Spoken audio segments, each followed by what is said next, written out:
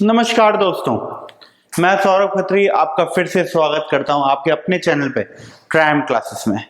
जैसा कि हमने लास्ट वीडियो में देखा था और जैसा कि हम कर रहे हैं, आपको पता है, recently we are discussing the topic of retirement और डेथ ऑफ अ पार्टनर। पिछले वीडियो के अंदर हमने आपको कुछ रेशियोज निकालने सिखाए थे और वर्कशीट नंबर 17 का लिंक देके बताया था कि बचे हुए क्वेश्चंस आप ट्राई करके देखें। आज मैं उन्हीं में से कुछ सेलेक्टेड अच्छे क्वेश्चंस को लेकर के यहाँ पे आपके साथ फिर से डिस्कशन करूंगा रिटायरमेंट और डेथ ऑफ अ पार्टनर के। तो चलिए इसी नोट के साथ आगे बढ़ते हैं रिटायरमेंट और डेथ ऑफ अ पार्टनर के अंदर।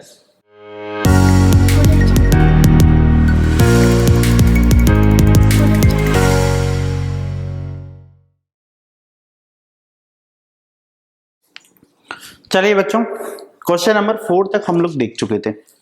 आज करते हैं क्वेश्चन नंबर 5 से चालू क्वेश्चन को।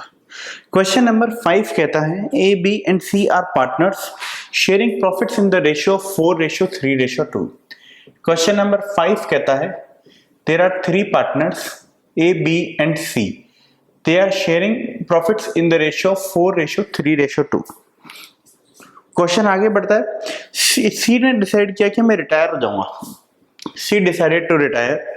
His share of profit acquired by A and B in equal proportion. दोनों बराबर बराबर लेंगे, ठीक है, कोई दिक्कत नहीं है। नया रेशियो निकाल के दिखाना है। C का जो शेयर है वो शेयर A और B लेने वाले हैं इक्वली, तो C का शेयर आता है 2/9।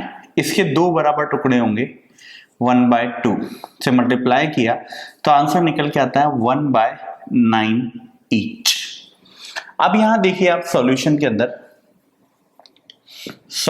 अंदर ए के पास था 4/9, इसको 1/9 और मिल जाएगा, यानी कि इसका शेयर हो जाएगा 5/9।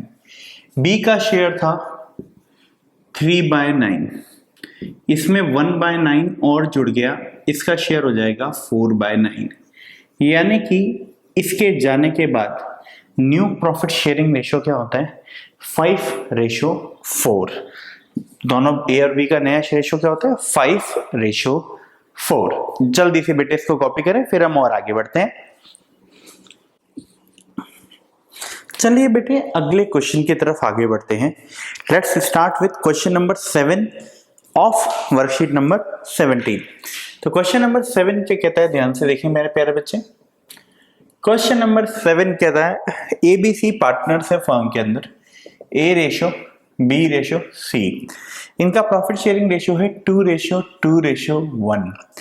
इसमें से B रिटायर हो गया और B का सारा हिस्सा किसने ले लिया?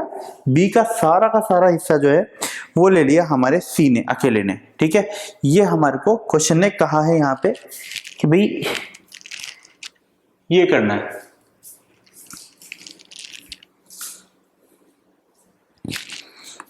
बी का सारा हिस्सा किसने ले लिया? सी ने।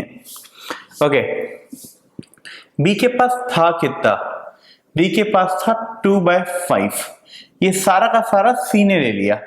तो सॉल्यूशन देखिए, सॉल्यूशन ऐसा कहता है कि सी के पास ऑलरेडी था 1/5, इसने बी का 2/5 और ले लिया, तो इसके पास टोटल हो गया 3/5। अब नया रेशियो देखिए, ए के पास उतना का उतना है 2/5 और बी के पास है 3/5, यानी कि टोटल नया रेशियो क्या हो जाता है? 2:3। ये हमारा एक न्यू एनपीएसआर हो जाता है। आइए बेटा इसको कॉपी करें, फिर आगे बढ़ते हैं। चलिए बेटा, आगे जो आज नया टॉपिक हमें डिस्कशन करना है उस टॉपिक का नाम है कैलकुलेशन ऑफ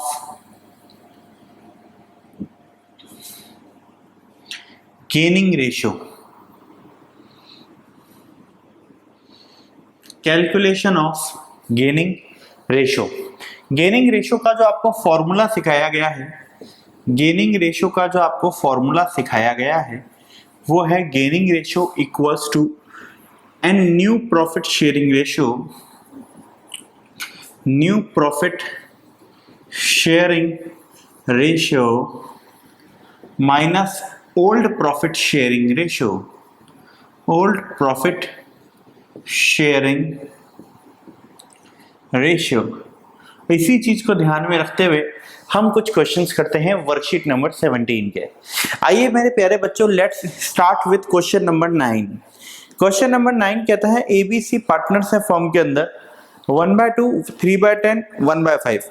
तो सबसे पहले मेरे बच्चों हम इसको एक कॉमन बेस पे ले लेते हैं। क्वेश्चन नंबर 9 के अंदर जो इन्फॉर्मेशन है कि 3 पार्टनर हैं ए, बी एंड सी, इनका आपसी रेशियो है 1/2, 3/10 और 1/5। इसको एक कॉमन बेस पे ले लो, 10, 5, 3, 2, यानी कि आपका एनपीएसआर आ जाता है, ओपीएसआर आता है 5, 3, 2। इन्होंने कहा बी रिटायर हो गया, ए और सी ने कहा कि फ्यूचर के अंदर नया शेयर रेशियो रखेंगे 3:2। ओके, बी रिटायर हो गया है, ये तो ओल्ड प्रॉफिट शेयरिंग रेशियो है। नया रेशियो क्या डिसाइड हुआ है? नया रेशियो डिसाइड हुआ है 3:2 ए और सी के बीच में।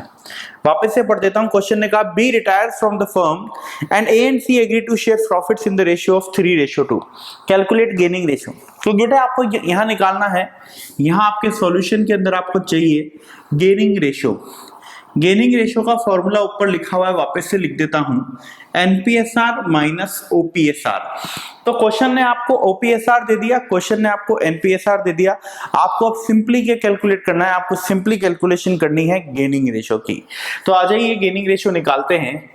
ए का अभी मिलता है 3/5, पहले मिलता था 5/10, यानी कि 10 को बेस लेता हूं, 6 - 5 1/10 का गेन होता है। सी को अभी मिलता है 2/5, पहले मिलता था 2/10, 10 को बेस लेता हूं 4 - 2 2/10, यानी कि नया रेशियो निकल के आता है, गेनिंग रेशियो निकल करके आता है 1:2। तो समझे आप? इस केस में what would be the gaining ratio? इस केस में गेनिंग रेशियो होता है 1:2। तो ये था गेनिंग रेशियो को कैलकुलेट करने का फॉर्मूला और उसके ऊपर बेस्ड एक क्वेश्चन। आइए बच्चों आगे बढ़ते हैं क्वेश्चन नंबर 11 के साथ। क्वेश्चन नंबर 11 देखिए। क्वेश्चन नंबर 11 कहता है XYZ अपने पार्टनर्स हैं, X ratio, Y ratio, Z। Profit sharing ratio है 4:3:2। क्वेश्चन कहता है Y रिटायर हो गया और उसने सरेंडर किया 1/9 ऑफ हिज शेयर, अपने हिस्से का 1/9। देखो Y रिटायर हुआ, Y के पास शेयर था 3/9, उसने इसका 1/9 तो दिया किसको? X को, और बचा हुआ सारा यानी कि 8/9 किसको दिया? Y को। ठीक है, कैलकुलेट नया new profit sharing ratio and gaining ratio. तो यहाँ पे दोनों निकालने हैं, यहाँ पे एनपीएसआर भी निकालना है और यहाँ पे आपको जो है अपना जीआर भी निकालना है। तो सबसे पहले Y के पास शेयर था 3/9, उसने X को कितना दिया? X को दिया 1/9 ऑफ हिज शेयर, यानी कि 1/9 ऑफ 3/9, यानी कि 3/81, और 8/9 दिया ऑफ 3/9 किसको? Y Z को। ये X को दिया था, Z को दिया, यानी कि 24/81 दिया उसने Z को। तो X के पास पहले था 4/9, अब उसके पास प्लस हो गया 3/81। 81 को अगर अपन बेस लेते हैं तो 9 से डिवाइड किया था, 9 9 जा 81 होता है, तो 9 4 जा 36 प्लस 3 यानी कि 39/81 इसको मिल गया। Y की अगर आप बात करो तो Y को के पास Z के पास पहले था 2/9, इसको मिल गया 24/81, यानी कि वही 81 को अगर मैं बेस लेता हूं 9 2 जा 18 प्लस 24 यानी कि 42/81। तो हमारा न्यू प्रॉफिट शेयरिंग रेशियो जो है वो X और Z के बीच में रह जाता है 39:42। क्या रेशियो आता है बेटा? 39:42। मेरे हिसाब से ये थोड़ा सा और डिविजिबल होना चाहिए 3 से। 3 से अगर इसको डिविजिबल करता हूं तो यहां आता है 13, और अगर इसको डिविजिबल करता हूं तो आता है 14। तो हमारा नया प्रॉफिट शेयरिंग रेशियो हो जाता है 13:14। तो यहाँ पे एक पॉइंट क्लियर हो गया कि हमारा नया प्रॉफिट शेयरिंग रेशियो है, ये हमारा ओल्ड प्रॉफिट शेयरिंग रेशियो है और हमारा नया प्रॉफिट शेयरिंग रेशियो है 13:14। चलिए, अब ये एनपीएसआर की कैलकुलेशन तो यहाँ पे पूरी हो गई। अब हम आगे निकालेंगे gaining ratio, that how gaining ratio is to be calculated. तो मेरे प्यारे बच्चों, अगर आपको ध्यान हो तो मैंने आपको गेनिंग रेशियो निकालने का फॉर्मूला दिया था।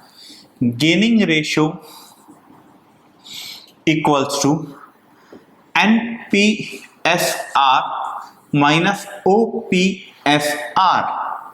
तो x के पास अब है 13/27,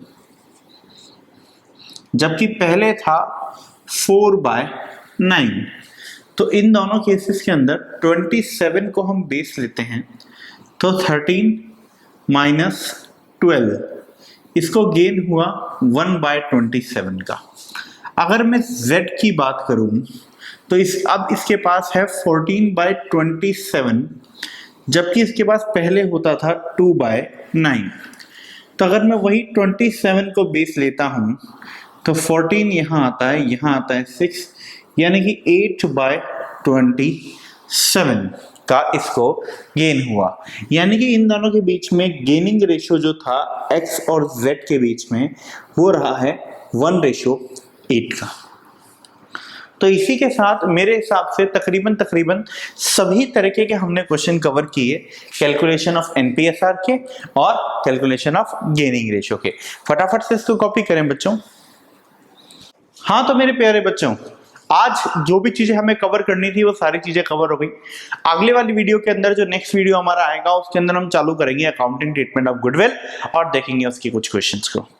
आज की क्लास को यहीं पे रोकते हैं। उम्मीद करता हूँ ये आपके लिए प्रोडक्टिव रही होगी, आपको ये पसंद आई होगी, आपको ये अच्छी लगी होगी। इसी नोट के साथ आज के लिए यहीं पे विदा लेता हूँ। यदि आपने हमारे चैनल को अभी तक सब्सक्राइब नहीं किया है तो जल्दी से जल्दी इसको सब्सक्राइब करें और बेल आइकन को दबाना ना भूलें। बहुत जल्दी आपसे वापस मिलूंगा अकाउंटिंग ट्रीटमेंट ऑफ गुडविल को लेकर के।